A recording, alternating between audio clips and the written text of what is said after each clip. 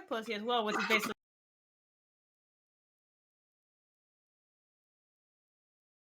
Christ.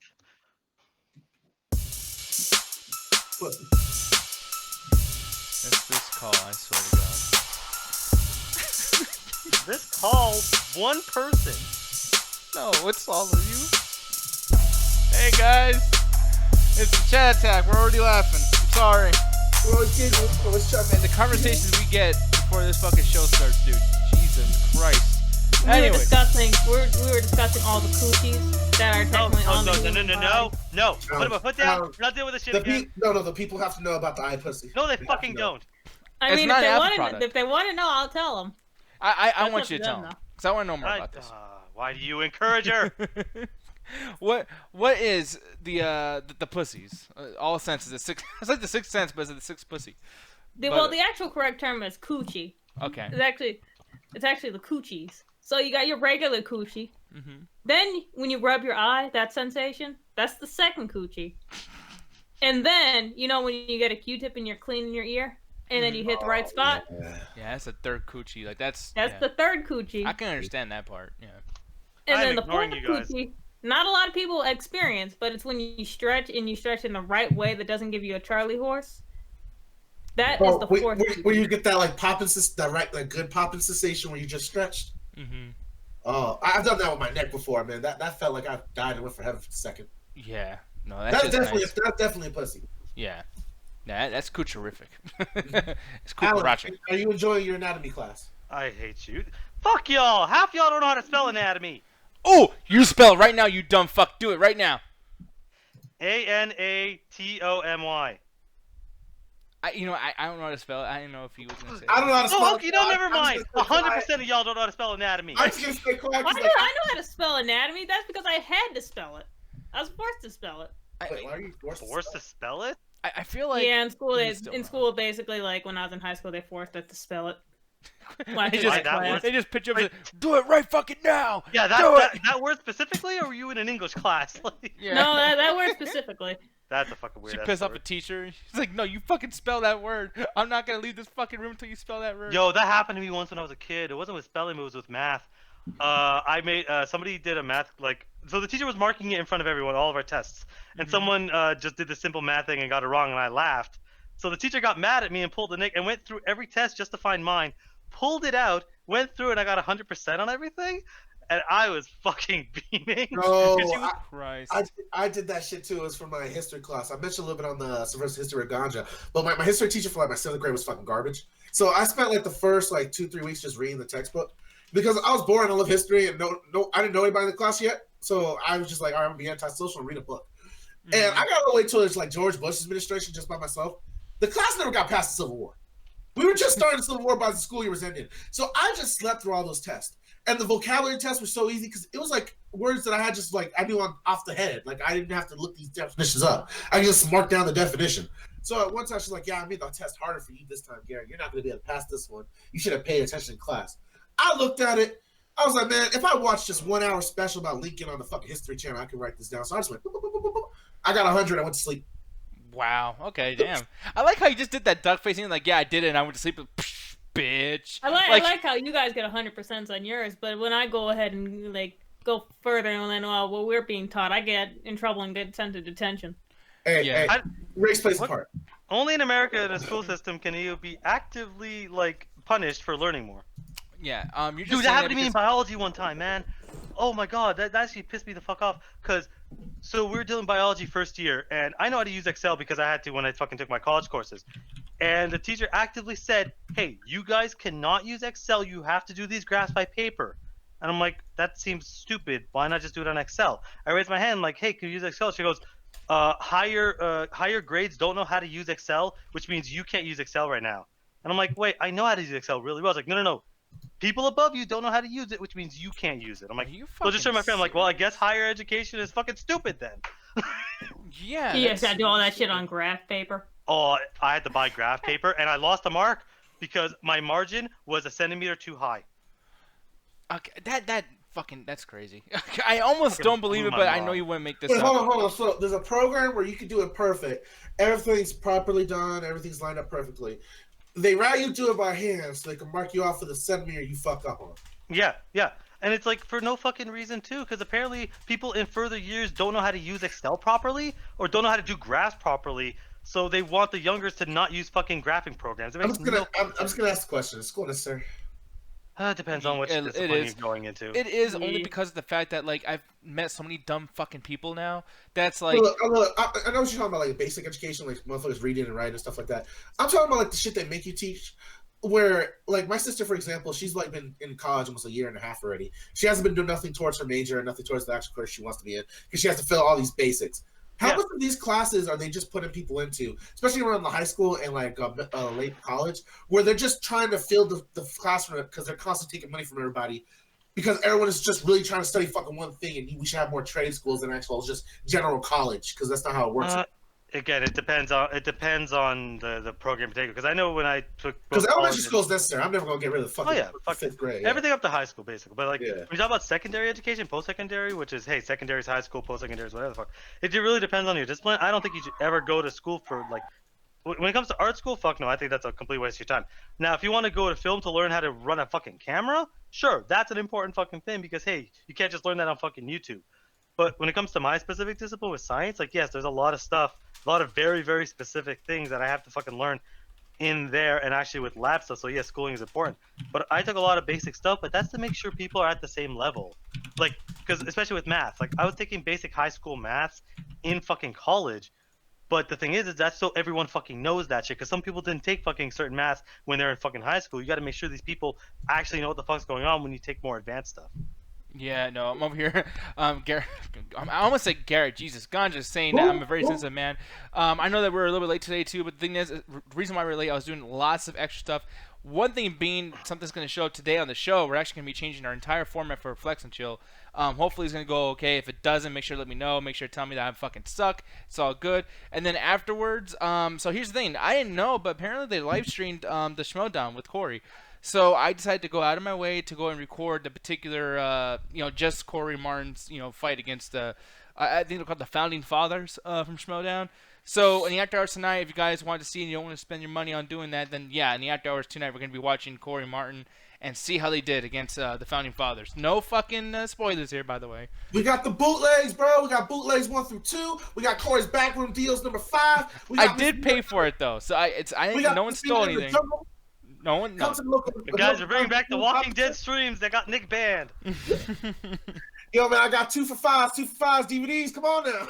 God, I gotta tell you, dude, like current me looks at old me like a complete dumb motherfucker. Like, how the hell did I think we're not gonna get in trouble playing up Walking Dead with commercials for hours on YouTube? Like, I was fucking stupid. I loved every minute of it, man.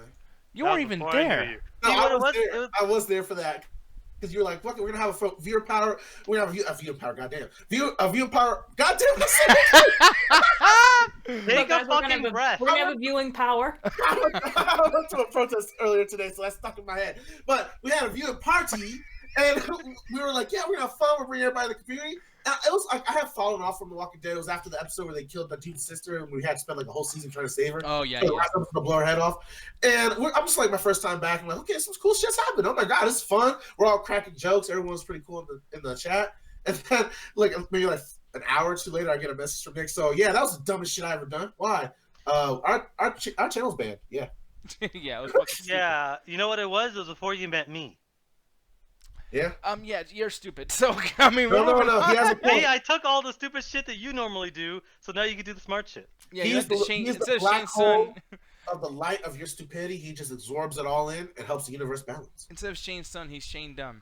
That's Wow, you really thought that was gonna land. I appreciate it. Well, it landed. Fuck you laughed, you. you fucking idiot. Like, did you not? Do you I not have didn't ears and laugh. eyes? God, that laughs at everything. All your senses like just completely negate anything that happens in front of you. Like that, he laughed. That's a landing. Ganja laughs at anything. But he doesn't laugh at your shit. So explain that, smart one. Because he's out to get me. Cause he's dabba do. Okay, Fred Flintstone, fuck off. So, god damn it. Here's the thing, man. We're gonna have a. How's that racist? I don't know. Oh, what are you, a caveman? What the fuck? Well, he doesn't have shoes on, probably. It's So. insulted my ancestors, motherfucker. He stopped at all of our ancestors.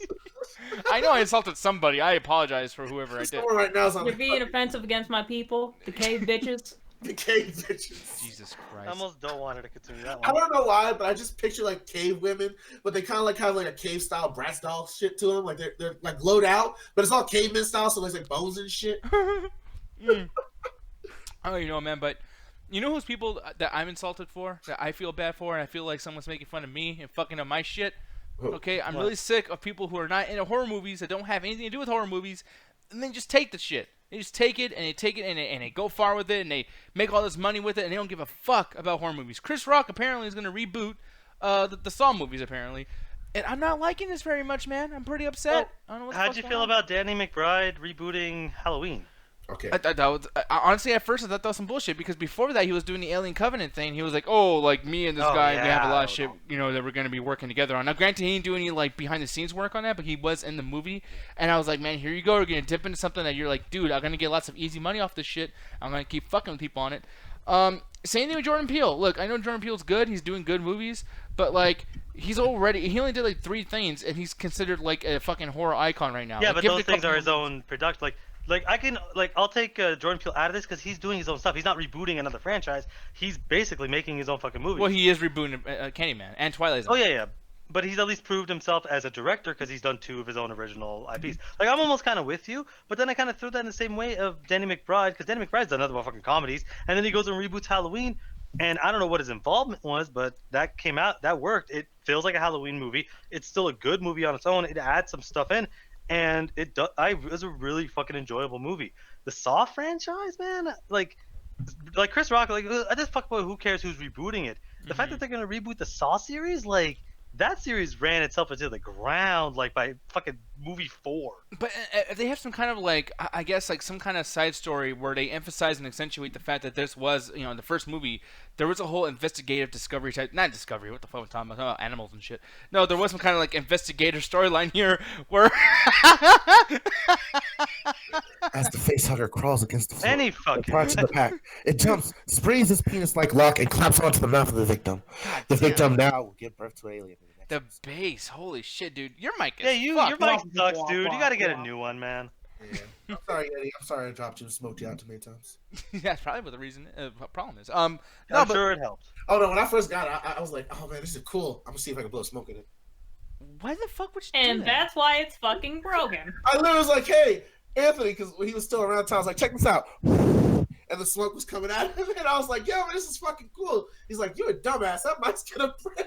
See, that's Aw. why we don't. That's why we don't allow you to be near any of our technology Also, my bird, or also any amount of money.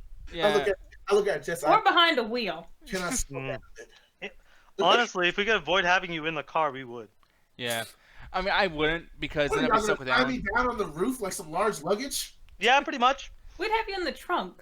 We're not gonna fit his ass in the No, trunk. I'm not putting that trunk. I like how Chris Rock's like, I thought this was about me. What the fuck? No, here's the thing, man. Saw, especially them doing it again with Lionsgate, it's cool. The only issue I have with this is just I've never seen Chris Rock do anything that could be somewhat linked or somehow accentuated with horror movies at all. This dude He's in Grown Ups. actually has a horror movie. If you Horrible movies is different. but Jen, like, what do you think about this? Like, I know you don't follow Chris Rock all that often or anything, but the thing is like, do you feel like there was something there, like in his history of doing movies and shit, like he could bring something to horror movies or no? First of all, I've never seen one fucking Saw movie, and I refuse to. That's not for Well. me. I don't care about that disgusting ass torture porn shit.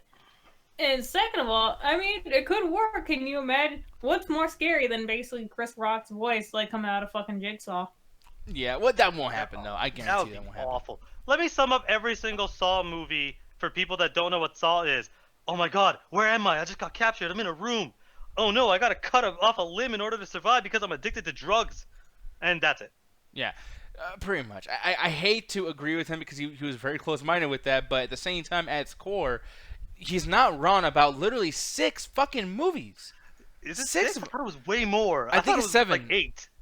You're probably right about 8, man. Wait, no, Jigsaw came out last year. So There's it is more 8. than 8. Yeah. Holy Yeah, shit. Jesus.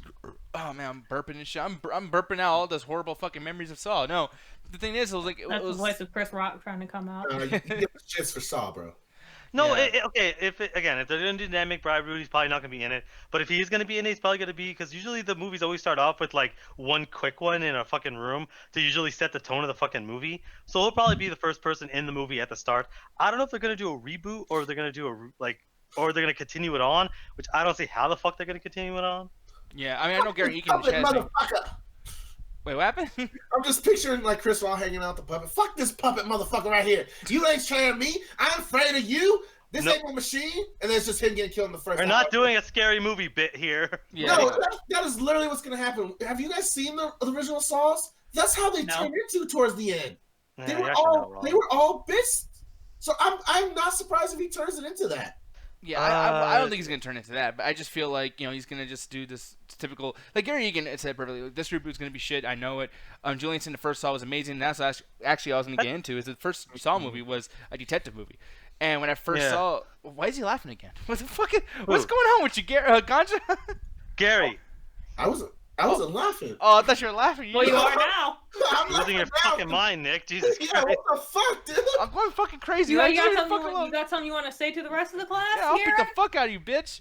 Like the only thing I did was Man, you got look like something you you're wanna really share? happy over Huh? there. You got something you want to share? Don't hit me, chat. Detention. No, no. Actually, it looked like a dance. You're just like, no, shit. Fucking moonwalker getting my ass beat. Anyway, you were talking I about will the Saw movie? die in style. No, the first Saw movie, like, it was a detective movie, and the thing that I liked about it is that you never knew who the killer was, why the killer was doing his thing, and it was nice to kind of like, I mean, it's like a jigsaw puzzle, putting all the puzzle pieces together and figuring out what the fuck's going on. But then the next ones were like, well, hey, since you know, fuck it, let's kill him, and that's the shit that really, like, it betrayed its own shit. Like, I don't know how you feel about the first one, Alan. I know you don't like the rest of Saw movies, but the first one was at least cool in your opinion, right? Actually, the funny thing is, I've seen every single Saw movie. I've actually never seen the first one. Like Wow, that was I'm the only. surprised. I just jumped onto the second one. I think by the time I started, they were all like 4. So I just jumped onto the fucking second one, and the second one's my favorite, just because it was the most interesting, like the Saw house. I think the second one's a Saw house where it's just this weird, crazy fucking puzzle house where everything is horrible, and I'm just like, yeah, this is just an interesting concept. I've never really seen anyone do anything like this. And then the third one comes out, I'm like, okay, this isn't as bad. It's a continuation, and then it just kept going downhill. And by the last one, I'm like, fuck these movies, man. Yeah. So we'll see what happens, man. I'm not gonna, say for sure that I hate it or not. I mean, once the trailer comes out, I'm gonna be like, oh my god, that was so hype, and I'm gonna be all fucking nerdy about it. So I it is do what want it to is. say the first one, it's decent. I don't want to say it's good. It's just that had a really, really good like twist at the end. Oh Yeah. yeah. Where- I'm a huge fan of those twists, by the way. Like I know the twist and everything about it. I'm a really huge fan of that type of twist because like if it's done well, it's fucking awesome. I mean, all the dude had to do was lay there, so it's nothing like he did something magical. Yeah, exactly. Yeah. It didn't have to get it didn't have to get like buffoonery or whatever. Like it's just Exactly. like no, he just gets up, boom, there you go. Don't even have to explain it. Then when they explain it, it's like, oh, now that's stupid. Thank you, fucking franchise. Oh yeah, the last movie was like, how did that happen, right? Yeah, and it's like, dude, Wait, no one is asked it that Jigsaw question. or 8? Like which where we consider the last movie? I don't know, because I don't even know if there is an 8. Like, there's so Okay, many, I you- lost count. I literally Yeah, lost Saw count. 3D is the last one that I saw, but there's also another one called Jigsaw. Okay, so which one are you talking about? what it is you got Jigsaw, which is kind of like just his story of how he becomes him, which I would consider that a prequel, but it's not really a continuation because it just goes right into the series. So I consider like the last true final Saw movie was to be 3D. Yeah. 'Cause that's The like problem the with last one 3D that is, practice. and the problem with 3D is, like, usually put the 3D like a weird little, like a gimmick for the third movie. We're way past the third movie by 3D. So it's like, really? You're going to name this 3D? So what the Dude. fuck does that mean? Yeah, Like- because at some point they throw a fucking saw in the fucking 3D vision, like the whole pointing at the screen thing. That movie is awful because at this point, like the fucking like the bad guy, he is just cartoonishly fucking evil. He is just killing everybody. I'm surprised he doesn't just kick a dog halfway fucking through with how cartoony evil he is, man. No, it gets fucking stupid. And yeah, they're saying it's Saw, the final chapter. That's what Julian Himdinger. Oh, is that wrote, what it's so- called? I don't know why I thought it was called Jigsaw. No, like that's one, but like the last of the Saw movies was the final chapter, but then it wasn't the final chapter because Jigsaw came out. So it's like, oh my god, like what the fuck? Oh, this is almost as bad as the Halloween movies. Yeah, pretty much. That's don't call your shit like the final anything, y'all. Like no more Last Night, Last Jedi, Last this, Last that. Fuck off. I like the Rise of Skywalker name a little bit just because at least they're being honest. Like, yeah, a Skywalker will fucking rise at some point, and there will be a they're rise of trying a to ape. franchise. Now they're just trying to ape off Return of the Jedi by Rise of the Skywalker. Yeah, probably, Jesus. But speaking of new franchises and not new IPs, we're talking about Mortal Kombat the movie. James Wan's going to be bringing this to the theaters in March 5th, 2021. Here's the thing, man. I'm not here to talk about what I think is going to happen, blah, blah. It's about, right now, let's just pretend that we're directors, we're producers. Let's make this fucking movie ourselves. I'm going to ask you first, Alan. What do they do with this movie? What, like, if you were behind the scenes and they said, hey, man, premise, go. What's this going to be about if you had full control?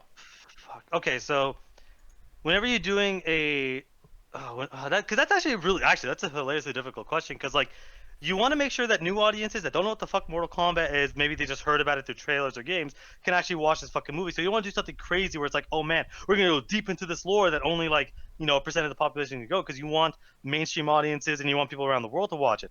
So I'd want to go with something kind of just specific, like somebody that doesn't really know about the world, maybe set it in like with the monks, and it's like, okay, everyone kind of know what monks look like, and then just have them training for some sort of like tournament. Like I think you kind of have to have a tournament, especially in the first one, because you need to understand like this world. So it's like, okay, have a bunch of people training, a training montage, and it's like, yeah, one of these people goes to train to see the Mortal Kombat competition, and it's just gonna be, yeah, let's just do the first one where Shang Tsung is just doing all this Mortal Kombat shit. So have Shang Tsung, he's trying to do his, he's basically setting up the first Mortal Kombat, and you're having a bunch of people trained to join that competition. I guess my question, Nick, what movie would you like to see? Because there's two ways you can do this, actually.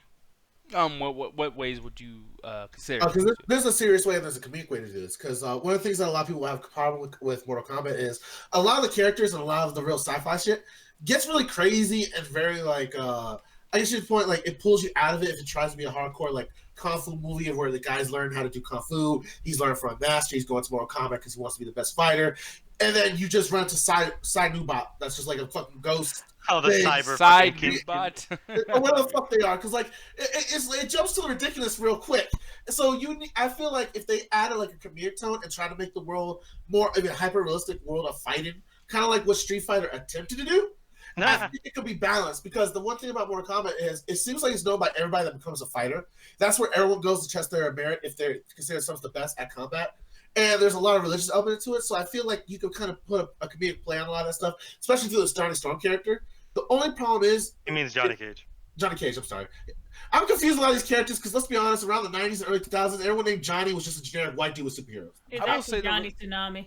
I mean, might as well have been at some point. But the thing is, like, with the movie, if it was done comedically, I could be way more successful because they could get away with a lot of the kooky game shit, kind of like Scott Pilgrim did, where if they try to do a serious film and you just hear fatality out of nowhere, for people that just wanted to see like what Mortal Kombat can be done seriously, they're gonna already criticize that shit. One thing I want to say really quick too, because here's the thing: you're saying like there's two ways you can do it. No, I think there's only one way you can do it because you have this guy Simon McCoy, which this is the director. I was wrong for saying James Wan. Thank you, Julian, once again for correcting me on that. They're doing the whole thing where they're literally selling this on James Wan's name. Yeah, no, duh. I mean, of course you have to because I mean, like this is No, that's the thing. That's why I'm saying like we got a little confused because they're so like we don't even know this guy. They're so busy putting James Wan's name. Well, this guy doesn't even have anything like this. If you go check his IMDb, like I'm pretty sure, and I didn't check right now, but correct me if I'm wrong, but this dude has literally done nothing. So the fact that he hasn't done anything, this movie has to feel like it hasn't done nothing either, and that's a great way for both of these things to kind of gain their fucking like incline, is to really say like, okay, listen. Even though you guys know Mortal Kombat, even though people know me, Simon McCoy, how about let's both go in here humble as fuck and say, this is the world. And by the way, fuck the tournament aspect. I think that tournament needs to not even be in there. I think what needs to happen is that you find out that this war that's happening is because of a tournament, and that tournament was called Mortal Kombat. But, man, I would like to see a character, you know, maybe, I know it sounds crazy, but Brandon Taven, somebody who doesn't actually have a huge lore. Taven's actually from the Conquest mode on Mortal Kombat Deception. Have him come in and just give him some new powers. Maybe he has something where he takes powers from other people and he has to learn them. And through him, we have to learn this world through him. Where it's like, okay, what's something that can't happen in this world? What's something that can? And then at the same point, let's just see like maybe 4 characters. If you have a ton of stuff, like for one, I would love to hear a lot about Kano's like little army. He has a Black Dragon clan. Yeah. I would like to hear about what they do because those guys are Americanized. They do lots of stealing, they kill cops, they fucking destroy businesses, they do lots of shit like that, and they're doing the cyborg shit, which connects to the Lin Kuei. And then while finding out about Lin Kuei, you find out there's an assassin trying to kill Lin Kuei because of what they did to another clan, which is Scorpion's clan. And there you go. You got Scorpion, Sub-Zero, Kano, you got a new character, let's just say Taven, but it could be anybody. and then somehow at the end, maybe we get like Liu Kang saving the day. We find out about the monks. And the movie ends, and then it's like, dude, watch the next one, y'all. Like, let's not have Sonya, Jax, all that bullshit. I don't want to know how Jax got steel arms. Well, that's the thing is, it's funny because now that you actually mentioned that, I think like do something what Detective Pikachu does, because Detective Pikachu really sets up its world for like the first 20 minutes really well, and like as much as MK11 storyline, MK11 storyline is really bad. I do like the idea of like imagine if the movie fucking started off and like it started off like in a fucking classroom or it started off in a military academy, and they're teaching you about like, hey, this is what we do. We fight against the bullshit that is like the Mortal Kombat stuff. Then you can go through. It's like, oh, here are the Lin Kuei. Here's Scorpion's gun. Here's why these two are beefing. Here's why the Mortal Kombat tournament is so important. Here's why you got to learn like this special brand of kung fu. And that way, as the kids are learning or the fucking military people are learning, the audience is also learning the little bits as they need to. And then you sprinkle it in as you need to. And maybe you can have either just Sonya walking in or Jax walking in, one of the two characters, as they explain, like, yes, I fought against a guy that had 4 arms. Like, have like you do need a bit of exposition, unless you want to just remake the fucking first Mortal Kombat movie. You do need to have that exposition. But Detective Pikachu showed like that movie's first 20 minutes is exposition, and it works because it gives you enough of the world. It shows you a snapshot of the world existing. That way, all the crazy stuff happens, you're like, yeah, I'm kind of used to it. Yeah, and it's one of those situations where you need to save the big bucks for the end. Like, this movie better not have Raiden just going all over the fucking place, going crazy like he's Storm or fucking Thor or somebody. Like, I want Raiden to be respected. I want him to show up at the end like, hey, you guys earned seeing me by watching most of this movie. Now you get me. You know what I mean? The thing is 100%, like, for me, this, like, it does have to have the fatalities because it's fucking Mortal Kombat.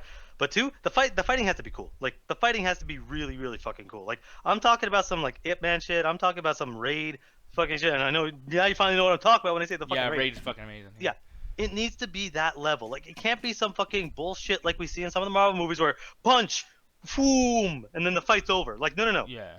Like, motherfuckers need to be parrying, blocking, maybe even jumping in the air. I don't know if you want to I don't know if you want to go crazy like the teleporting that half the cast has, or if you want to go straight into the X-rays. But like, you do need to have some level of actual fighting, because as crazy as Mortal Kombat is, a lot of the characters have real fighting moves, especially the Shaolin monks. Like, Liu Kang has actual fighting moves that are real fighting moves mixed in with his crazy stuff. So it's like, you could easily do this shit really easily. It just has to be fucking good. I guess the last thing I want to say is Mortal Kombat is in a weird position because look at Detective Pikachu. It's like, okay, you have nothing to go up against. Every video game movie is kind of eh.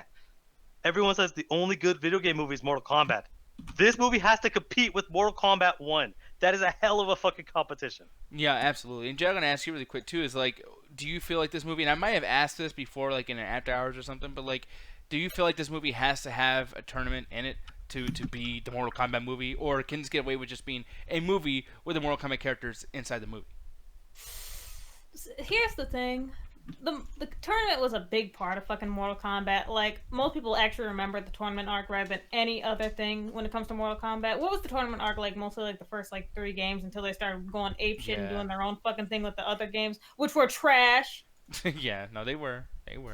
So that's why I don't want to I don't want them to basically go further than the actual tournament, or actually like they can like Gandhi said, they can only really do 2 things here. Like, I don't want no fucking prequels, because whenever they do that, or they focus on someone who's not really that important, or they focus on just one character, you get fucking The Legend of fucking Chun-Li or some other one of these movies. Oh, that's a terrible movie. Or like one of these other movies where it's just like, well, I mean, came to watch this for all the other characters, and now we're just basically not going to see them. We're going to focus on this random bitch. Like, first of all, I don't know who this fucking person is. Second of all, like, why are we focusing on someone who's not in the games and we're just training with them? Like, that's boring. I want to see my other fucking characters.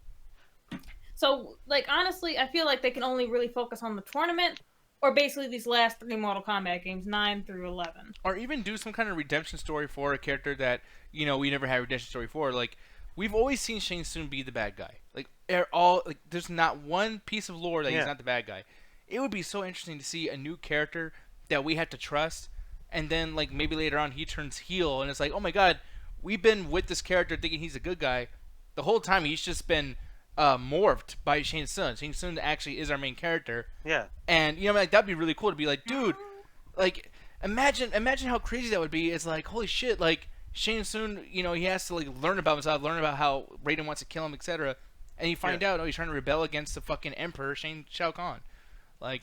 Maybe again that could be interesting, but it's like that I could see that more for a second because again we literally just have a proof of Detective Pikachu where it's like yeah Pikachu is the main he started his most iconic Pokemon, but the movie itself is so like radically different than the shows and how it's actually been. It's just a fucking detective movie. Like you just take the plot. It's just a detective movie. They're trying to find a missing persons case. It just happens to have Pokemon there. So it's like there's not the situation where it has to be Ash or it has to be Misty. It has to be whatever the fuck. They told a story in this universe, connected it to other stuff. That's why I like your idea of saying either Mortal Kombat happened or another Mortal Kombat competition is coming up, because we've seen it work. Detective Pikachu fucking works. It has its problems, but it fucking works. So it's like, I like the situation, like the Mortal Kombat Legacy, YouTube series. I think is fucking great. That was the first season is fucking amazing because every episode is about a different character, but they're able to set up this world enough that it's like, okay, I understand the world that I'm in just by these fucking like random 20-minute episodes. Yeah. No, I definitely agree with you there. Like that Mortal Kombat Legacy shit was fucking great. And the thing is too is that they kept lore, but they modernized all lore. So like Raiden will come down and instead of like I am gonna have speeches and I am the leader of blah blah, it's like no, they tased his ass and put him in a mental institution because he sounds like a fucking crazy person, and then he has to escape. I kind of disagree with Julian in the chat because right now in the Facebook chat he's talking about that you kind of need to start out with an iconic Mortal Kombat character. I think that would just diverge thing. Honestly, you should probably pick somebody very low tier. I think what you suggest, Nick, would probably be the best one because he may be an iconic like Mortal Kombat character, but he's not considered a huge fan favorite. Where if you do like Scorpion as a main character, there's gonna be so many people that bitch and whine about it. You're not gonna have a good chance of getting people to enjoy it. I mean, but to be fair, like if you start off with a low character that no one really gives a shit about, then that's basically just gonna throw people off to like, ugh, I don't want to watch that. I'm okay with a new character. With this whack son of a bitch. Or even do a thing where it's like you think it's a new character and then he dies like 20 minutes and it's like, oh shit, no, this is our new character. Yeah, that's how I basically walk up and leave. Seriously, you would get pissed off on that? Oh yeah, the fuck I would. Like that's some bullshit. Like yeah, so basically we're starting off with fucking Liu Kang and all these other characters. Nope, they all die. So now we're gonna start off with fucking Kotal Khan.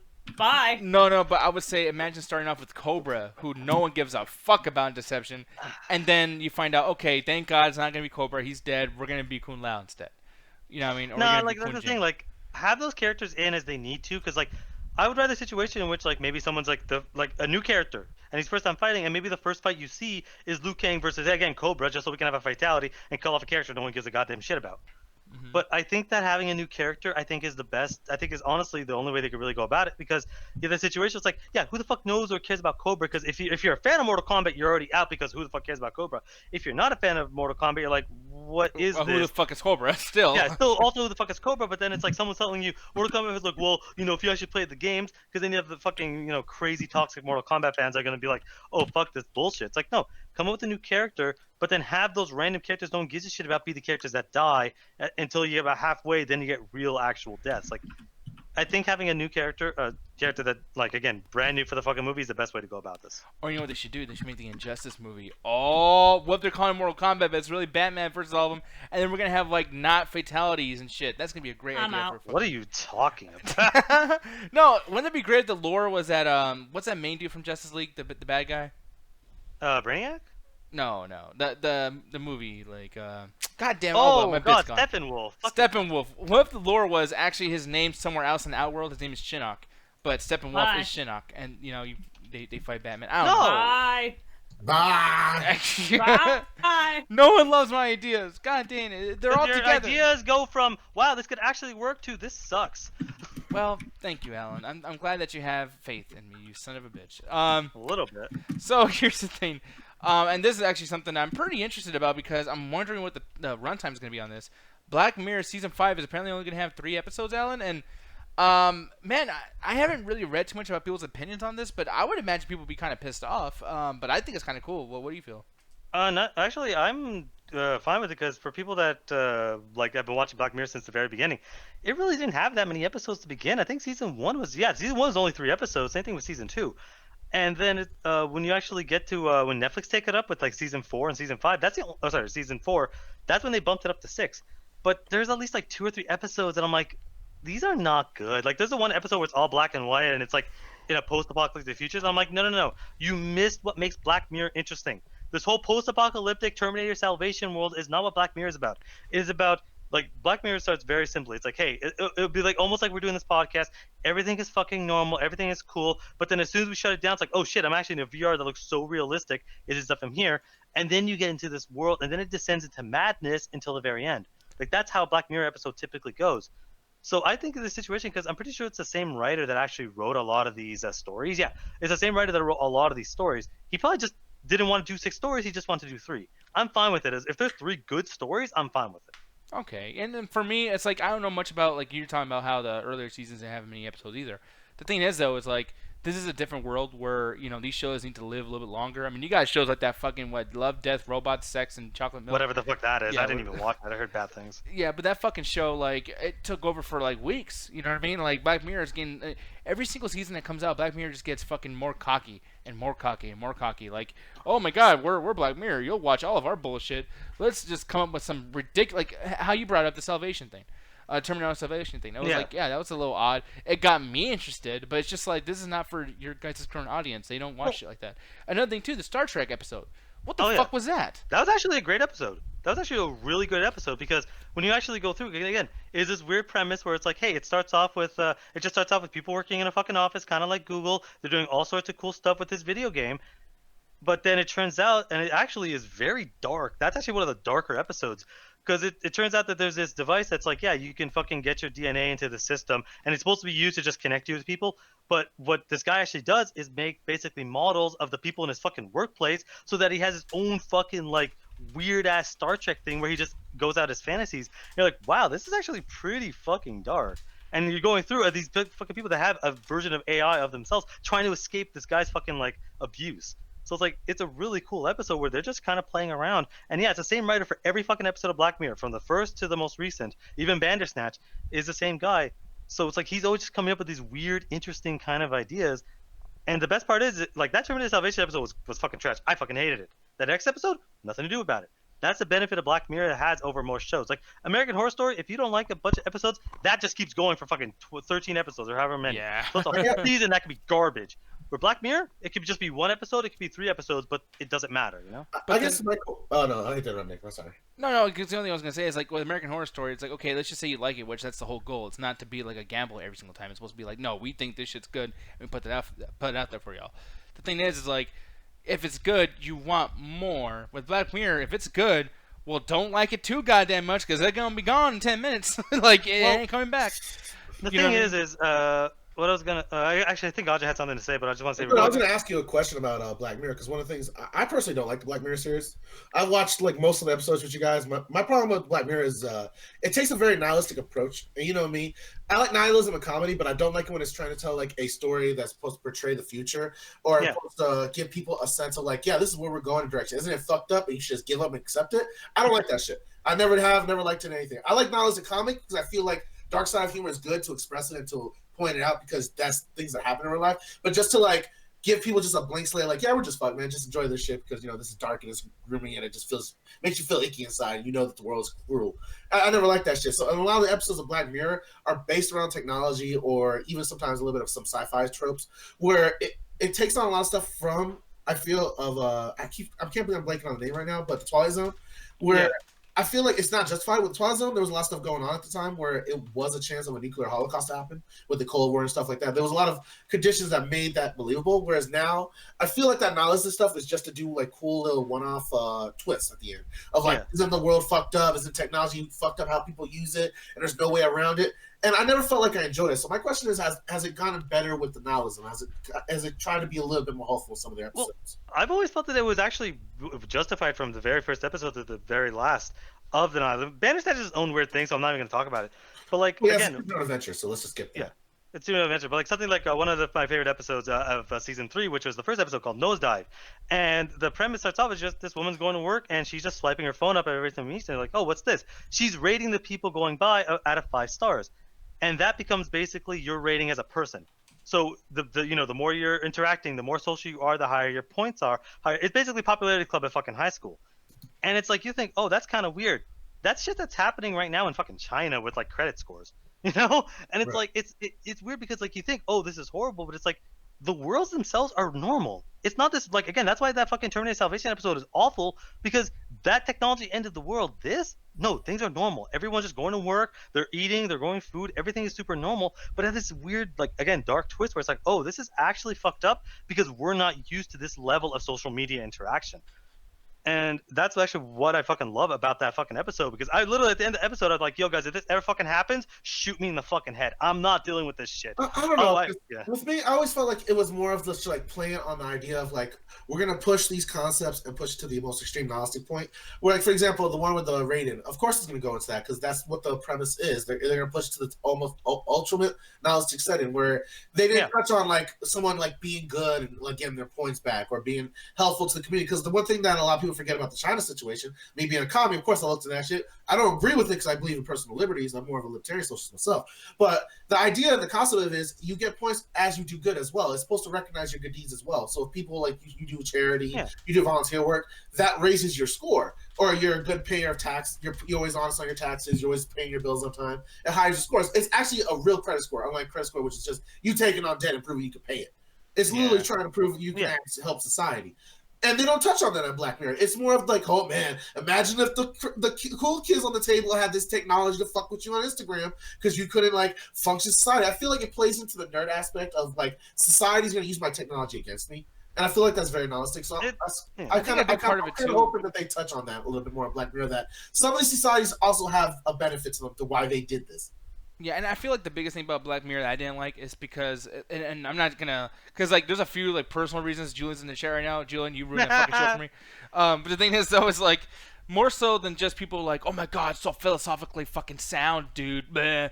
The one thing is like Black Mirror knows its audience, and he knows there's gonna be people like that out there, so they try to like throw these little tiny bits of like, hey, you guys can talk about this, and it'll be cool if you guys talk about this. So you guys should watch the shows. You can talk about this. And then the biggest thing too is like, I'm not saying it's for incels, but I am saying it's definitely for people who don't like to leave their fucking house, because they know what their audience who watches Netflix all fucking day in a loop, they know what those people, that audience, thinks of the people outside the fucking house. So they're like, hey, let me go ahead and give you some kind of like confirmation bias ass show. So you're like, man, this world's just fucked up, dude. I ain't walking out there. I'm just going to sit back and play Black Mirror 1,000 times in my fucking room.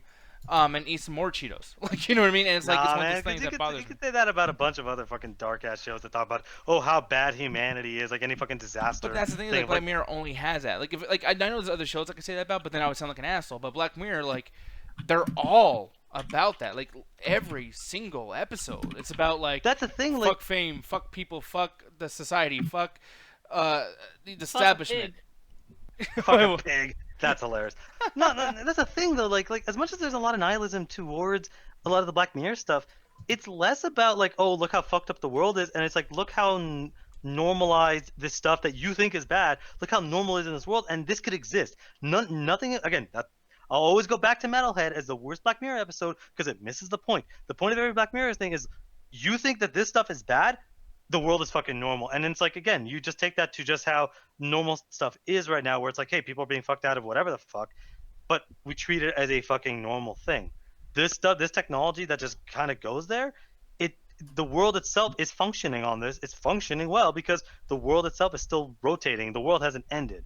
And that's why I find this very interesting. I'm like, just take a little technology that we use. Again, you just doing what Yelp reviews. What's the extreme of that? And let's tell a weird, interesting story. And hey, if you don't like it, move on to the next one. Like there's a dating app episode where again it scans your fucking social identity, all that stuff, and there's just this virtual fucking world that happens, and it just interacts with these people doing fucking simulation, but it's like this weird VR experience, and it's like that's an entire fucking episode. No, that episode I did love because it was hopeful. Yeah, there are hopeful Ready episodes. Player One? Yeah, not really, because Ready Player One, you fucking do the whole thing. It's more like you live your life in terms of like, and you're trying to figure out if you guys can actually make it in your relationship, and it's trying to figure out like if all the stuff they throw at you in the simulation, your relationship can survive it. You wake, you either I think it was either they woke up or they got out of the app. I forgot how the VR thing worked, but they eventually came in contact with each other in real life, and they were guaranteed a relationship because they had already done it together, and they already built that emotional bond with each other. They've been broken up, they got back together. It happened already. So it gives them a chance to figure. I think it was the app had figured it out. So it's the best way to figure out like how these people are gonna get. So it's more hopeful. It's like, hey, we're trying to find out that person that y'all were just gonna survive. Y'all can go against the world against each other, and it's not gonna happen. And I felt like that was a hopeful episode. I actually Yeah. like that. Or the one with the lesbian couple that were in a coma. That's like one of my favorite episodes. And basically, the premise is they stay together for a little while until one is ready to leave finally, because it's a choice. You turn off the machine on your own. They advanced the technology well enough that your consciousness could turn it off, and they leave together basically into the great unknown. And I think those two are beautiful episodes, but a lot of them I feel I don't know if it's the fan base, because I could be mixing the product with the fan base because they're sometimes synonymous. Like when people get mad at Star Wars. Personally, Star Wars is not that fucking bad in terms of its like what it talks about. It's very pro women, but when you talk to the fan base, then it's a 180 of what the fucking movie is. So like one thing that I've always contacted with like a lot of fans of Black Mirror is they take that nihilism and they try to apply it to their own lives, or be like, yeah, that's what society's fucked, man. Yeah, no, that always fucking that happens with fucking anything. They do that with Rick and Morty all the goddamn time. Oh yeah, true. Fuck. But it's like again, I as a writer, I fucking love the idea of Black Mirror because it's like, again, I don't know if you guys ever read this as a kid or had a book in your fucking library that was just short stories. It was just like a whole book, like this fucking thick ass book of short stories where it's like 4 pages of like, hey, this knight walks into this forest and he talks to a fucking wizard, and that's the whole fucking story. It's like, who the fuck is this knight? Who knows? He might not even get a name. Who the fuck's that wizard? Who fucking cares?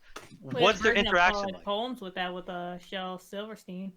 Exactly, and that's why I fucking love that. Like one of my favorite episodes is White Christmas, and it is just like the entire episode is just a bunch of people in a room talking about like their life events leading up to why they're there, and it's the fucking greatest episode because it showcases the technology in an interesting way that can be used in real life. It has its dark moments because that's what the show's known for, but it has incredible acting moments. And the story finishes. Like the stories have a start, middle, and end. They kind of throw you a little bit maybe closer to the middle, where it's like, okay, it doesn't really matter how this person woke up in the morning or how they got here. They're here in this moment, but as you like again go through the fucking episode, you're learning so much about them. Like again, the fucking San Junipero Beach. Like you don't know. Like it is so unclear what the hell is going on until about 30 minutes in, and they do one of the best things because there's this whole thing of basically. In the simulation, you can go through various time periods, and the way they show various time periods is they show television sets. They show a television set from the 60s, then the 70s, then the 80s. I was like clicking, wait, they're in the 2000s right now because I had that fucking TV. Like that was the best visual representation I've ever seen of time travel. Wow, I am lost. I'm gonna be honest. A little bit. I'm very excited for this. Black Mirror. I can tell. It stands for computer turned off when you look at the monitor, Nick. That's all that means. I know. It's just he's like, man, if fucking one episode, I love the show, man. I was here for the ride. I got you. Okay. At least somebody got. Oh, the chat. Did you all understand? Or if you watched the Nick's episode, safety belt broke, and he fell halfway through that loop back. I'll be honest. I fell off when like I forgot who brought up the fucking Twilight Zone, and like I just been stuck on that for a while. Because like I basically just started thinking like, huh, you guys remember that when the Twilight movie was being made and they killed 3 people? Oh, funny you brought that up. I wonder if Nick's gonna fucking bring up another topic related to that. Like they got those 2 kids and that actor got decapitated. Like, yeah, anyone remember that? No, do you guys remember that one crazy ass episode though, Twilight Zone? I'm sorry to get off topic, but man, there's this really crazy ass episode in Twilight Zone where they have Robert Pattinson play Batman. It's fucking crazy. I just don't know. Yeah, man, it was the worst episode. I heard it was terribly rated. Cause guess what? I'm sorry, I did not fucking see Good Time or all the fucking t-shirt movies that no one's ever fucking heard of. So I've only no one's ever heard of fucking Good Time. I said Good Times or the other fucking movies no one's ever fucking heard of, like the other fucking bullshit that he's fucking made. What? Good Times, like yeah, it's one of those. But I'm sorry, I don't fucking like Robert Pattinson. I don't think he's a good fucking fit for Batman. Pattinson. Whatever the fuck his name is, I don't give a goddamn shit. Fuck him. No, I don't give a goddamn shit. I'm with the fucking people. Like I'm not as crazy as some of the other people I'm fucking. Because these people were just as mad as Ben Affleck, and then are the same people saying Ben Affleck's the best Batman, so they're already up their own asses. Like, no, I'm sorry, I do not like fucking Mr. Twilight here being fucking Batman. I don't think he's fucking good for the role. I don't think he like under the fucking when it comes to you wearing the suit, you can get just about anybody. Half the time it's stuntmen underneath. So as far as the actual suit, him being Bruce Wayne, I don't see him being Bruce Wayne. Now, if he said he's gonna be Black Mask, I could totally fucking see that. Get the pretty boy, fuck up his face. He has to wear a mask. That's fucking cool. I'm cool with that. But as Batman, no, I don't fucking see that working. He doesn't have the chin for it. It's not even that. I just don't fucking think he's good. Like, I've never watched Good Time. I'm maybe I'll watch it one But, fucking like, day. But you should. Like, that's the thing. Like you're saying. Okay, you I'm don't sorry, like but this even guy, if he has that fucking Ben Affleck How had is this 3 any good different? movies prior. Ben Affleck had 3 good movies because before I saw fucking any of the Ben Afflecks like directed and starred in movies, I would have said the same thing about Ben Affleck. Man, that motherfucker from Geely and Daredevil, nah, that's some bullshit. But then he did 3 good fucking movies in a row. I'm like, you know what? Maybe I can see this. But with Robert, because I keep fucking his last name with fucking Mr. Twilight, I don't think. Even if Good Time is the greatest You know fucking what movie you I've ever seen, said? even if Mr. Twilight is the fucking best movie I've ever fucking seen, I don't think I'm gonna sit there and be like, oh, he's great for Batman. I don't think he's gonna work for Okay, Batman. really I quick. was I'm gonna gonna say, ask you. Alan, you turned to mystical halfway through that, man. Yeah, he's like, What? shake that ass. Like, I'm fuck? sorry. But no, I did. No, Kirk, I did not start the petition. People that start petition, I'm sorry. I'm gonna go out on a limb for the people that started the petition for the Batman shit and Game of Thrones. You guys are losers. It's never gonna work. A petition has never solved anything. Well, okay. Have they? Name me one name me No, one but I fucking just petition. because you've been on a roll of saying some crazy shit. I agree with you, but I don't want to say I do because I'm probably fucking wrong. So like I don't know. I mean, if you rewind that and slow it down by 2.5 speed, I think you could hear what Alan was saying. Point Dude, is, I was like when gonna you said say- mystical,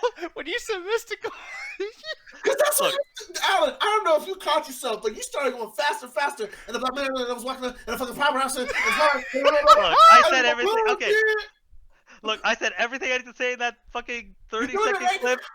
Hey, Alan, it ain't his fault. Did he do that? Look, okay, to repeat myself for the people that didn't hear, one good to decent movie does not mean you're good enough to play one of the most iconic characters of all time. You need to have at least a decent repertoire prior, and I don't think fucking Mr. Twilight has that repertoire. Now, again, it's not up to fucking me, it's up to Matt Reeves and the rest of Warner Brothers.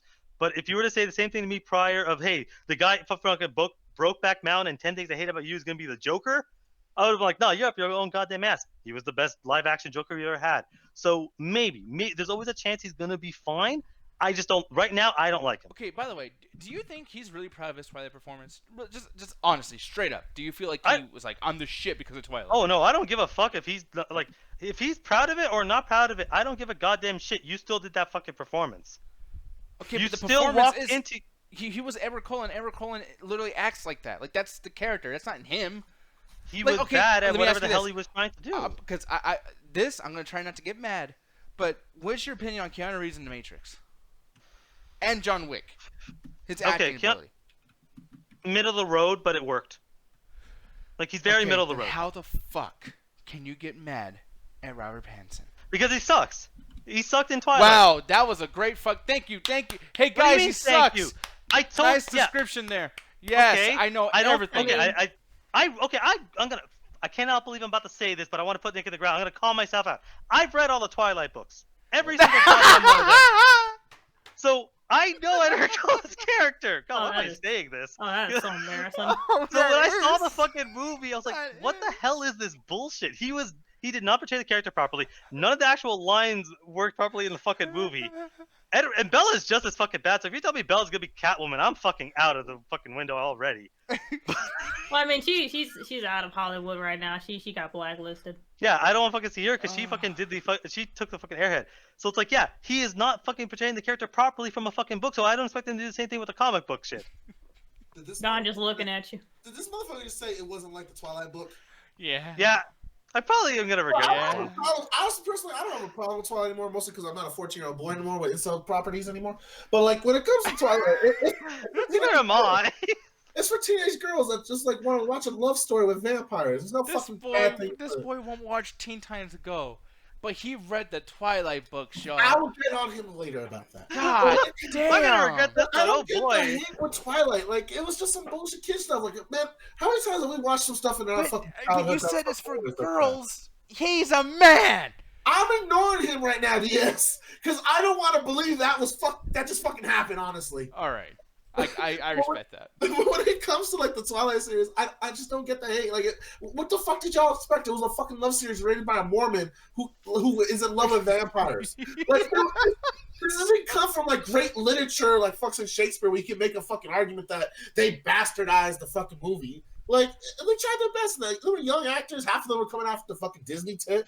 You know, they had to survive, Alan. They had to scratch and survive. It's Hollywood, bitch. I'm sorry, but like And again, honestly, from what I hear, he's not that bad of an actor. Like, give him a He chance. isn't. He really isn't, and that's Hey, why it's I- gonna scare me for this next question. And to add to the point, your favorite Joker had the same arguments put against him when he was being looked at for the Joker role. and that wasn't my choice either. Like I said, I'll watch the fucking movie because I love superheroes more than anybody. But right now, I don't fucking like him in the fucking role. He has a chance to fucking prove me wrong, and also, like, yeah, he has a chance to fucking prove me wrong, and maybe he can fucking work out and actually make a fucking, good Batman. But right now, I don't fucking believe him as Batman. No, But not only I'm that, scared Batman about got this. bit dirty, so I kind of have a soft spot for Robert Pattinson. No, He- me too. What's Yeah, the he went through some fucking- shit. You can take his real life story and that'll be a good origin for Batman. But Yeah. aside from that, with me defending him, now I'm scared because Alan, I'm used to the shit he says. I'm gonna regret this one, aren't I? Well, no, we'll see. Yeah, probably. The Twilight shit, I'm gonna regret that one, aren't I? You might regret everything that you've ever said, but the thing No, is, because I've like, said a lot of bullshit, but I know a lot of the shit. I'm like, yeah, you know what? Sometimes it'll get swept under the rug. As soon as I said the Twilight shit, my brain's like, stops. My brain was trying to stop me. No, the you didn't rug, read one. the rug You at didn't this read- point is literally like a little piece on top of like a pile of fucking shit swept underneath the rug. It's like, yeah, there's no sweeping it underneath the rug anymore. You read the Yeah. whole series, Alan. You read all 4 books. There's judgment that must be passed down upon you for that. But I will say, moving on, it's like I'm scared because I'm used to Alan with his comments, right, and shit like that. It's like that happens twice every night. But Jet, please tell me that you're not on cancel culture with fucking Robert Pattinson as Batman right now. Please, give this man some hope. So here's the thing. I'm the last person you want to ask about fucking Batman, because one thing, I don't give a shit about Batman. I'm tired of fucking Batman. They have all these fucking heroes, but they still focus on fucking Batman. I don't give a shit about Batman. I don't give a shit about Robert Pattinson. Paddington. I don't give a shit about Me, not just me. I don't give a shit about this. And honestly, let's be honest here. He actually really isn't a good actor. Like I don't know Oh, what what movie you the guys fuck? That Cosmopolis movie was shit. The Twilight movies were shit. Remember Me was shit. Like all those movies were fucking terrible. He's a bad actor. But the thing is, this is Batman. You don't actually even need to be a good actor to be Batman. It's such a very, very like plain ass role. All you gotta do is change your voice like this, and just like not fucking emote. It's not a hard thing to do. But the thing is, like, I just find him very boring. I don't, and also like. Main thing, I don't give a shit about Batman. I'm just tired of fucking Batman. I don't care about like Robert Pattinson. Like I don't give a shit. I don't like this dude. I don't like his acting. Like I could give a less shit about this entire story. I will tell you this much: is that with Batman, I agree with you. I'm sick of Batman too. There is no reason with all these characters out there, y'all. We're still giving a fuck about Batman. You guys really give a shit about making Matt Reeves' version of Batman? Until what? Until this dude fucks up like a year after, and he changed the whole thing all over again because we just don't feel like these movies actually worked out very well, dude. Like, enough with the fucking Batman. Like, Yeah, there's no again- other thing you can do with this dude. I mean, I guess there is, right? But it's like, as long as you stick to like comic book rules of like, okay, well, you can't show him having sex, you can't show him killing people, you can't have him like get out of Gotham. It's like, okay, well, without all these things that extend your universe. Fuck it, you're just doing the same shit. It's a fucking cyclical. Even Dark Knight was a cyclical. Like the only thing that was cool about that was the Joker, but Batman was terrible in Dark Knight. He was awful. I'm not gonna say Batman's terrible in Dark Knight, but he obviously was outshined by the Joker because again, the Joker was just Al Pacino in fucking Scarface half the fucking time, like because he was doing a bunch of crazy stuff. But what's interesting about the Dark Knight was the world around Batman.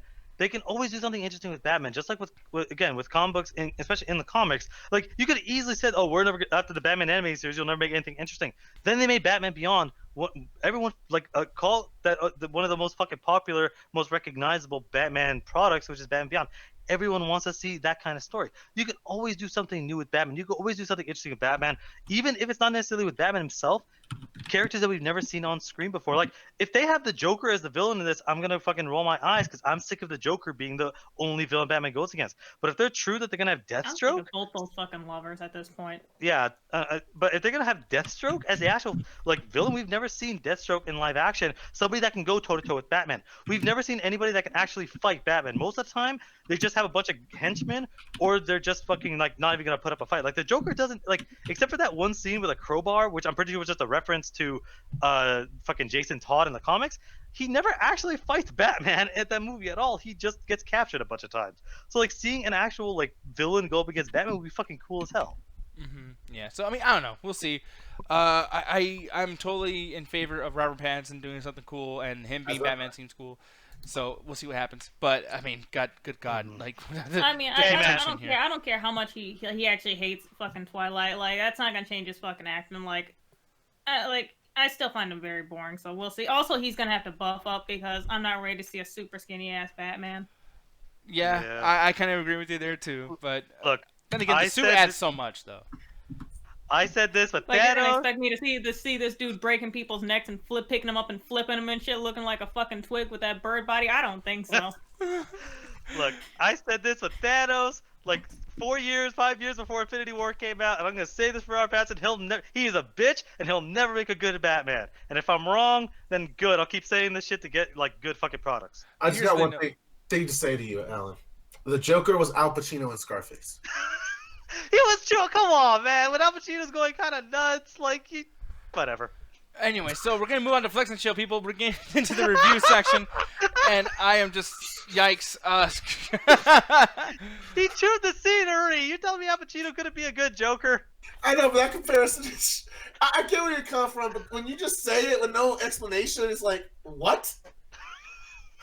You're telling me when you saw Jared Leto and you didn't think the Penguin, but fucking Joker is the same kind of thing? No, not really at all, actually. I but mean, thank you. Technically, who was the last Joker that we had? Is she about to try to help him Jared right Leto. now?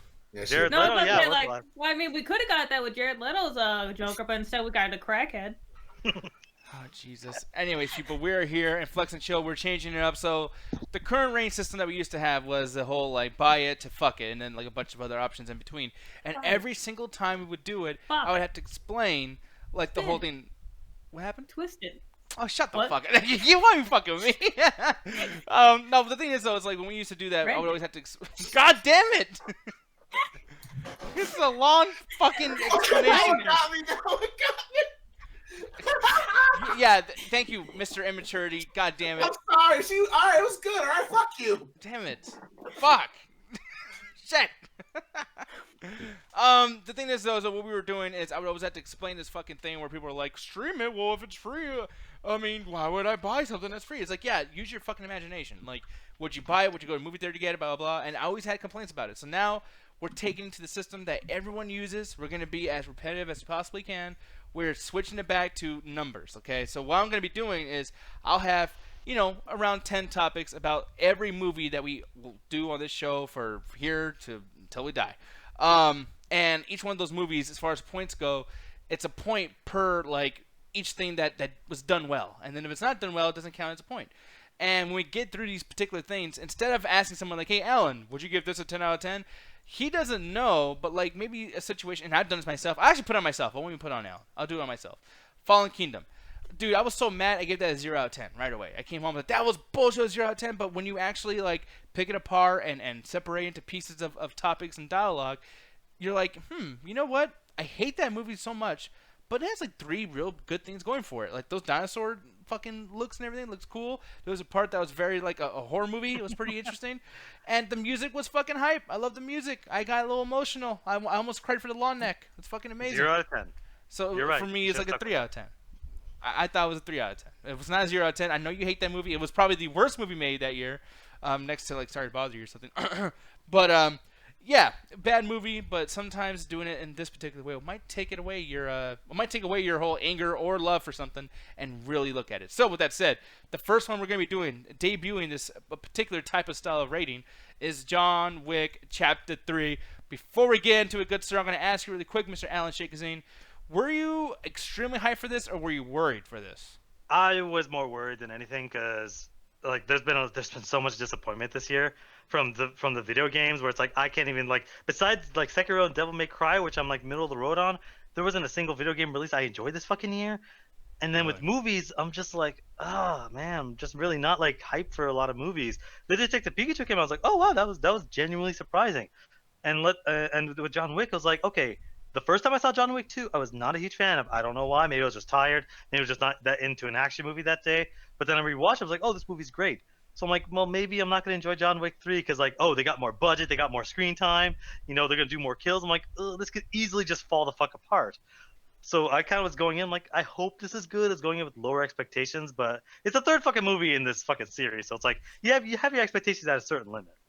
Exactly, yeah. So, first thing I'm gonna go into, man, and I'm very, very curious what you're gonna be saying about this. If I can even get to the fucking scene, already having a problem. Yay! Presentation we gotta talk about, and the premise of Presentation. this. Huh? Nothing. What? What'd you say now? That You was said presentation, but sure. yeah, presentation. Yeah, we say things differently. Canada says it wrong. America says it right. Fucker. God damn it, Alan. Anyways, you, man, the premise of this movie, I want you to go ahead and go through the premise, but what do you think of the premise? Was it actually a good premise? Like, before the movie even started, the whole idea of what this movie actually is about? Yeah, actually, it's a funny thing is it's actually one of my favorite premises of all time. It's definitely in top 5. Is everyone in the world has to try to kill this one motherfucker for some random reason, and yeah, I fucking love that shit. From again, I've never seen Escape from New York, but I've always wanted to watch Escape from New York. But Smoking Aces. Smoking Aces was like, hey, we're gonna get all these crazy assassins from around the world to kill this one guy, and it's just this crazy fucking collage of stuff. And the premise of John Wick 3 is this is a continuation from 2, where he broke the rules of the Continental, and now there's a $14 million contract out for his head because he broke the fucking rules. And hey, you break the fucking rules, you die. And because John Wick is such a fucking threat, they're putting such a high bounty because they want as many like creative assassins to go after him as possible. So as far as the premise, like that's great for an action movie. You want it to be as simple as possible. We got to kill this guy for money because he broke rules. That's as simple as it fucking gets. So yeah, I was already ready for this premise. Okay, sweet. So yeah, the premise was, I guess, okay, and I like that premise too. It seems simple enough. It's something that I don't feel like I need to watch everything to get that premise. It's like, okay, I know that these guys. Yeah, have you the can hitman honestly thing. walk like it'd be weird because there's certain characters, but you can really walk into John Wick 3 and like not know anything prior and still enjoy this movie. Okay, yeah. Now the next little bit of presentation here is the intended audience. Do you feel like this was good for the intended audience? I mean, who do you think the intended audience was, anyways? I think the intended audience is people that just again is for the fan base to watch the first two because it's one of those movies where it's not really like this big like it came out like what 2 weeks after the Avengers. It didn't come out the same week as Detective Pikachu. It didn't come out the same week as Avengers. It's not trying to compete for that. It's trying to go for the people that one love action movies like I do. 2 that are a huge fan of Keanu Reeves, like I'm kind of middle of the road, and 3 are a fan of the other John Wick. So it's this kind of smaller audiences. So as far as the intended audience, it gets it. It's very stylized like John Wick 2, like colors, scenery. They use a lot of glass. So it really does a lot of interesting stuff with again glass visuals and different settings and going back to familiar places and lighting. Like this does a lot of cool stuff with lighting, and that's something I never fucking noticed. But like throughout most of the movie, I'm like, wow, you're getting some really interesting lighting here. Yeah, no. And that's the thing too. Is like, yeah, for its intended audience. I mean, I think that obviously you just want you don't even give a fuck about story at that point, which is kind of it might negate what we're about to get into right now. But yeah, story. I mean, like for me, I think I'd be watching this just to kind of get into he's gonna kill people. I don't give a fuck about character or anything. And But I demand a doggy. No, there's a lot of doggies. Don't worry. Damn Oh, right. there's even attack doggies. What? oh shit, all right, because like the character in the story or you know whatever that particular subcategory I can even say there is just like yeah, as far as character goes with the dogs, with Keanu Reeves, with the villains. What do you think about that? As far as like the story's concerned and characters, I think this actually was able to really nail it because it's something that I always say when it comes to action movies. They're very, very simple premises. Some guy fucked me over for some reason. He has a bunch of nameless goons, and I got to fight my way to take him out. And this is a very, very simple premise. I'm just trying to fight for my life. But there's so much subtlety with the story of how they're explaining how this world works, the currency, the rules, how the rules got established, why John Wick is such a threat. You know, who are all these people? How is John Wick going to solve this problem? And they're able to do it while also interspicing action scenes as needed. So this actually really benefits from its story. It's one of those things like the first raid. The first raid is very simple, but there's so many subtle nuances that they sprinkle it throughout. Like you take the very simple Escape from New York premise and you just start sprinkling in little details to help make the world fresh, and it works. It never feels like, oh god, enough talking. It was like, wow, this is really cool. I really like this. Hey, who the fuck are you? And then it goes to a cool action scene as you go to the next one. So I'm like, wow, you have the talking scenes that I care about, and then the action scenes that I also care about. Okay, yeah. And I don't know, man. I'm surprised that you're actually as positive about this. I didn't feel like they would actually care about, you know, story-driven characters. But then it gets to this, and now you have to be negative in this sense, man. Emotion in the story. Is there any points where maybe the story can get some kind of emotion out of you? I mean, do you actually give a fuck about these characters, or is it just me? It depends on per characters, because Keanu Reeves, like, he's not the best actor. He tries. But some of the other characters, oddly enough, Halle Berry, when she comes in, she actually probably shows some of the most emotion. But it depends. Like, are we just talking about sadness, or because there's a lot? Actually, surprisingly, there's a lot of comedy in this movie. Like, a lot of like surprisingly there's a lot of comedy. Some of it doesn't work, but a lot of it does. Because there's just some funny slapstick stuff where like at one point like Keanu Reeves like they're just smashing fucking glasses and just throwing shit at each other. And like at one point, one dude has like fucking 18 knives in his fucking chest, and he just pulls a knife out and throws it at another dude. So it kind of is played for a little bit of comedy. As far as emotion, it varies from character to character. Some characters are they're all very stoic. No one's saying they're really like crying or upset, but they're all very like in this world. So as far as their emotions, even though a lot of them are stilted, it feels very much like everyone belongs in this world. So they're able to get enough of the emotional beats that I believe everyone is in this world. I believe this is a real world. But did you get emotional? Like, I'm actually wondering, like, was it something that was effective to you? Were you sitting in the movie theater, like, being emotionally affected, whether it's, you know, you laughing or you getting mad or you actually getting sad over the movie? Yeah. No, Yeah. definitely. Okay. Yeah, yeah. More like again, it goes from character to character because like when it comes to John Wick, not really. Like he has his moments, but he basically doesn't really speak a lot. He kind of just shows up as he needs to, you know. Yeah, and one thing I noticed with like the other John Wick movies, I always felt like it didn't really like it progressed. I like how like okay, there's one goal, right? And especially in the first movie, it's like no, they killed my fucking dog, they fucked me up in my own house. I'm gonna get these bad guys. And the one situation I always did not like about that is because the progression rate, as far as that goes, like you're only progressing to just I'm gonna go get these guys back. There's no world I have to progress through. There's no like you don't find anything out that's really really crazy about the first John Wick. It's just like point A, point B, boom, movie done. Yeah. Which is cool that it's simple like that. But for this movie, do you feel like progression, was it something that was a little like maybe they needed some more, I don't know, like world building or anything like that, or? It's funny because the second one does a lot of world building where it's like, hey, there's assassins all over the place. There's different continentals. There's different this, there's different that. With this, it's continuing that there's different continentals, there's different managers, but it does enough world building that it's actually really interesting because like they explain where the coins are made. They explain why the coins are important. They actually explain the actual like symbol like of the what the actual coin means. Character comes in and explains like, hey, these are what the coins are. This is what they mean. This is what's going on. And yeah, you get so many different stuff that there is a lot of world building, and it feels like it's very like old world. It doesn't feel like, oh, this secret society of assassins came out yesterday. It feels like this is something that's kind of been around for a while.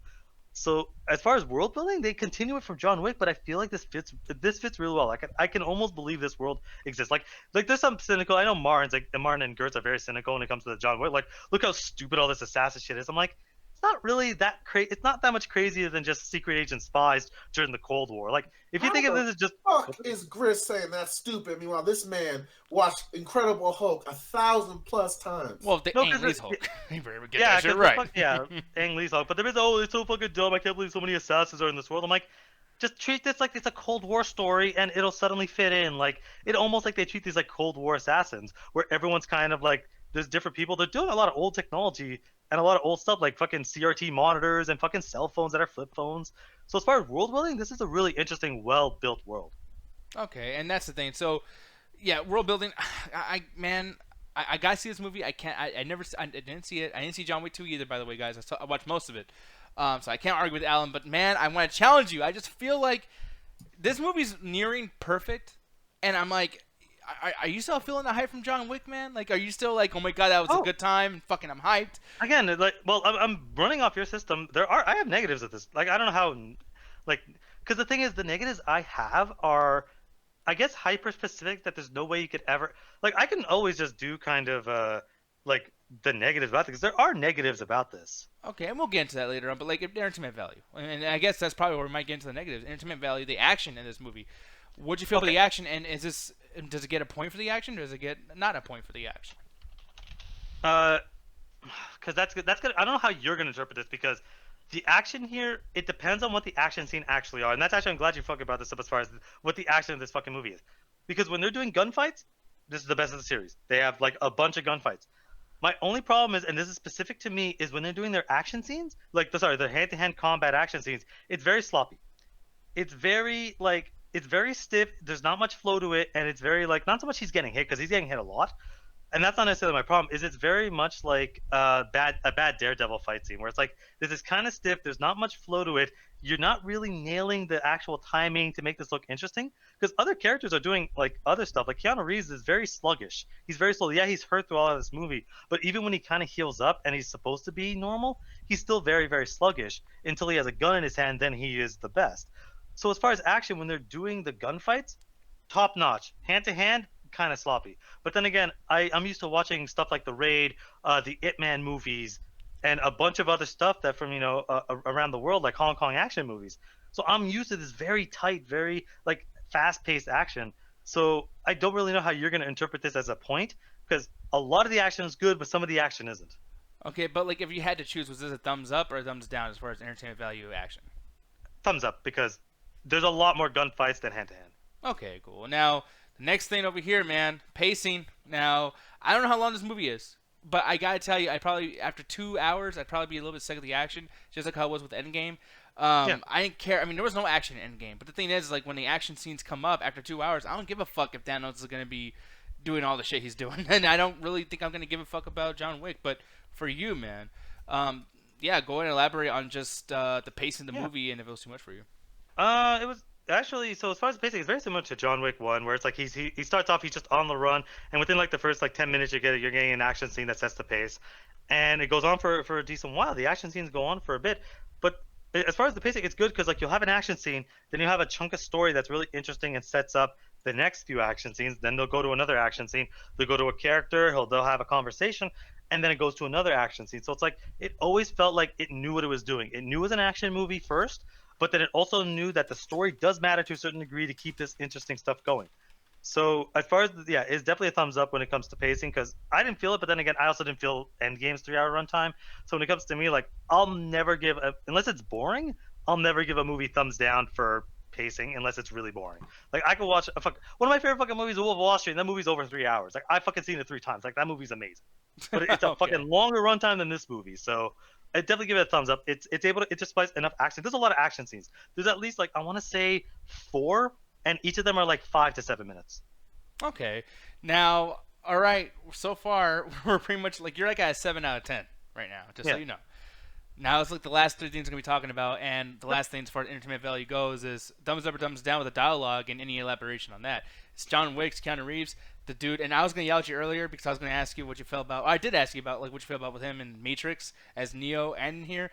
I think Keanu Reeves is fucking terrible, and most of the stuff he does is just he's in good movies. But was this the same case at all?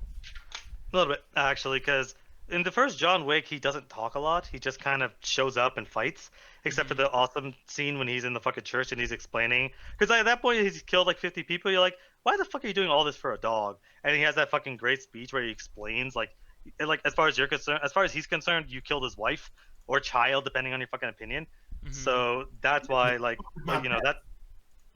I said, don't fuck with my pets. Yeah. Hey, like, but again, like after 50, like I love Penelope more than anything. But after 50 people, I might want to rethink my life choices. You say that shit now. You say that shit now. If some masked man came in there, robbed the house, and shot Penelope for no fucking reason.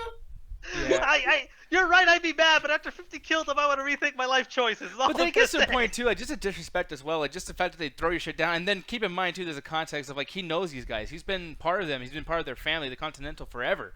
He's been doing all this shit for him, so it's almost like, man, fuck these guys, like I'm gonna kill you, motherfuckers, man, like.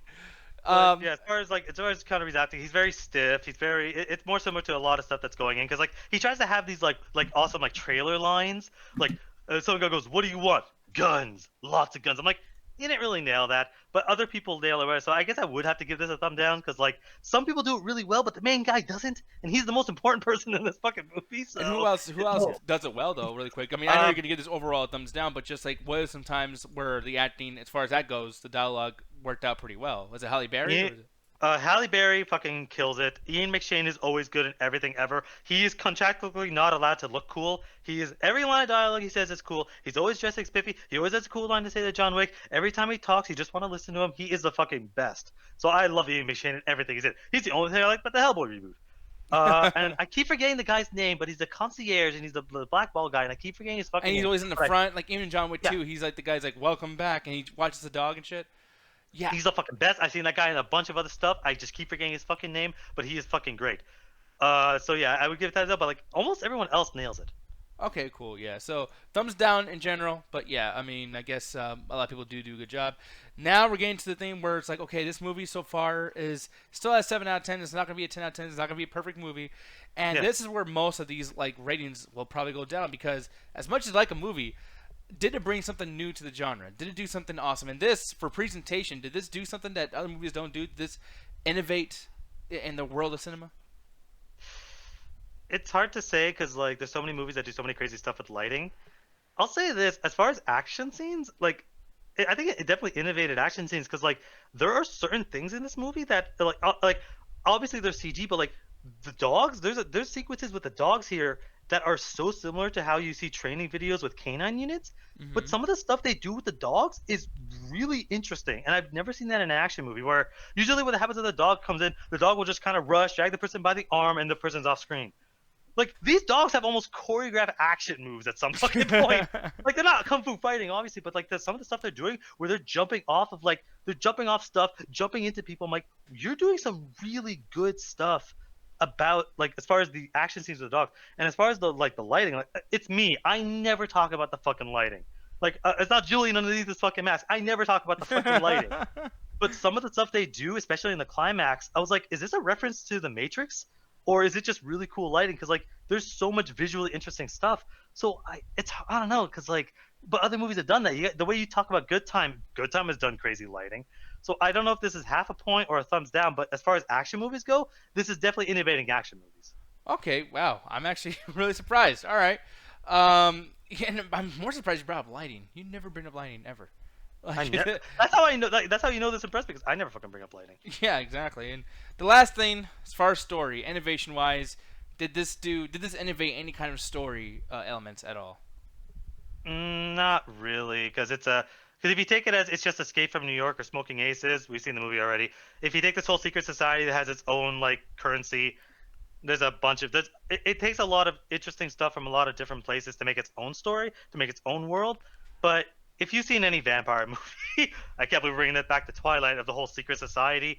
It's very similar. It's like, oh, this he hails a cab. Hello, Mr. Wick. It's like, oh, okay, so a lot of the cab drivers are in on this. Like, it's not bad. Like I'm waving this off, but it's just that I can't sit there and be like, oh, the world is so unique when you've seen the world a bunch of times, when you've seen different aspects from different worlds.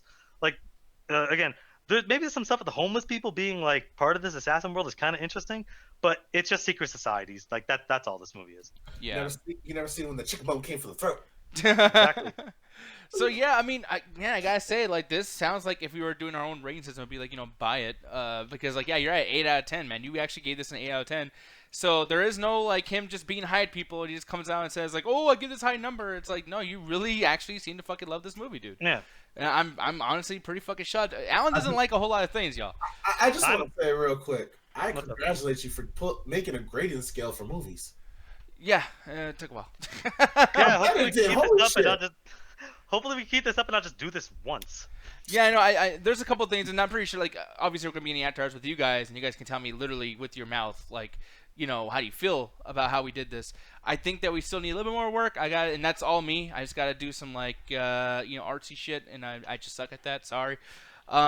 But yeah, no, I really enjoyed this, and I honestly I feel like this made the review like a lot just more simpler and whatnot too. And now it's like it's not just someone telling me straight up like, dude, fucking, you need to see this because I'm hyped about it right at this moment, and I won't be tomorrow. It's like, no, we took it apart, and Yeah. there's a lot of good things here, dude.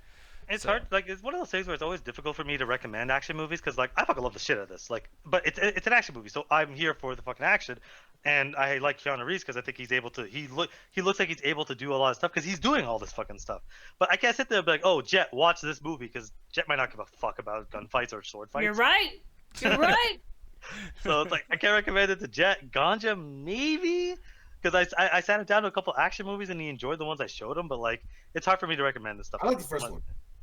Yeah, and I watched most of the second one. I did think it was funny that they literally blew his fucking house up, and then the dog survived. It was like, man, are you guys They're not just gonna winking? kill the dog again. But they're winking at the audience like, hey guys, it's alive. Oh, So they that's do. not- They do something. They do something similar here. They don't kill it obviously, but like there's a situation where they're kind of winking at it a little bit, where it's like, okay, we know the memes, guys. We know you guys are making fun of the plot of the first one. Yeah, exactly. Yeah, so, but yeah, man. But we're gonna get the fuck out of here. I'm gonna be straight up with y'all. I got a pee so fucking bad. Like I'm drinking like 2 gallons of water a day now. It's fucking I don't crazy. think they need to know this.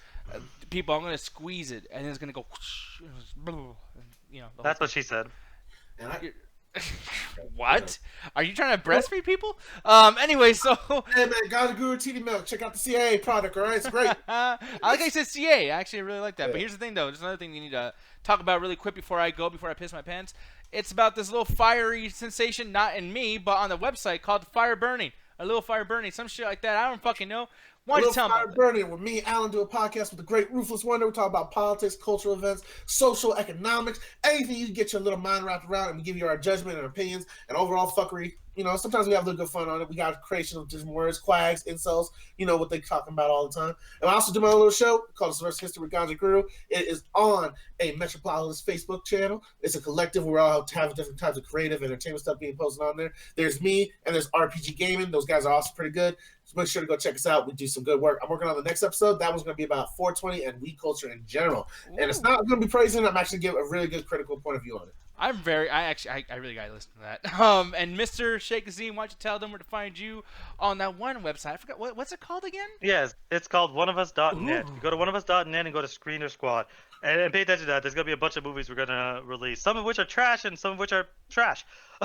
So that's going to be great reviews because the worse the movie is, the funnier the review. So be sure to check that out. There's also The Final Days of Gotham, which wrapped up a couple weeks ago. Thank God.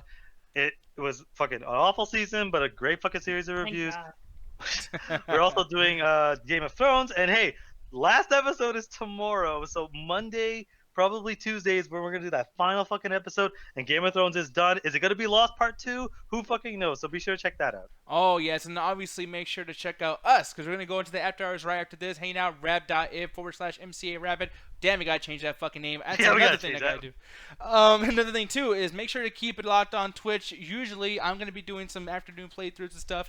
I got to play some more Overwatch, got to play some more Mortal Kombat 11, and some old school games. But I'm going to get the fuck out of here, because I really, really got to pee. With that said, got your guru. 3, 2, 1, 2, 3. 1. Attack the chat, you son of a bitch. Listen. Got pee, Ganja. Wow. Man, that is like that fucking the campfire song. And they go Squidward. Good. No, what? Man, Campfire song. yeah, the Keep campfire song. I'll show it.